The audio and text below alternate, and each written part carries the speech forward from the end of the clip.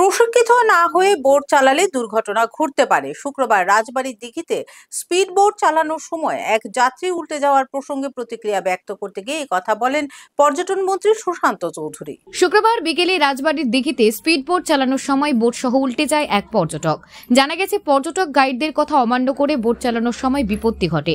যদিও পরবর্তী সময় তড়িঘড়ি ওই ব্যক্তিকে উদ্ধার করা হয়। এই বিষয়ে এদিন বিকেলে এক সাক্ষাৎকারে প্রতিক্রিয়া ব্যক্ত করতে গিয়ে রাজ্যের পর্যটন দপ্তরের মন্ত্রী বলেন, প্রশিক্ষিত না হয়ে বোট চালালে দুর্ঘটনা ঘটতেই পারে। তাই যে সমস্ত পর্যটকেরা বোট চালাতে পারেন না বা প্রশিক্ষিত নয়, সেই সমস্ত পর্যটকদের বোট না চালানোর আহ্বান করেন মন্ত্রী সুশান্ত। পাশাপাশি তিনি জানান, বোটের দায়িত্বে রয়েছে নীরমহল অ্যাডভেঞ্চার ক্লাব। তারা পর্যটকদের গাইড করছে, রয়েছে লাইফ জ্যাকেট এবং তাদের কাছে প্রশিক্ষিত বোট চালকও রয়েছে বলে অভিমত ব্যক্ত করে জানান মন্ত্রী সুশান্ত চৌধুরী। একটা হচ্ছে আমি নিজে চালাবো, আরেকটা হচ্ছে নর্মালি যারা চালায়।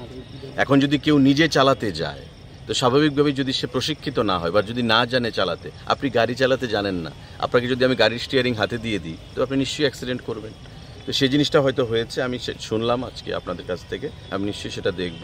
কিন্তু আমাদের যারা বোট নর্মালি যাদের উপর দায়িত্ব ন্যস্ত করা রয়েছে, নীরমহল অ্যাডভেঞ্চার ক্লাব, তারা প্রশিক্ষিত লোক এবং এইখানকার বোট বলুন, বিভিন্ন জায়গায় ছবি মোড়াতে বলুন, নারিকেল কুঞ্জে বলুন, পর্যটকদেরকে তারা গাইড করে যাচ্ছে এবং আমাদের সেখানে লাইফ জ্যাকেট রয়েছে।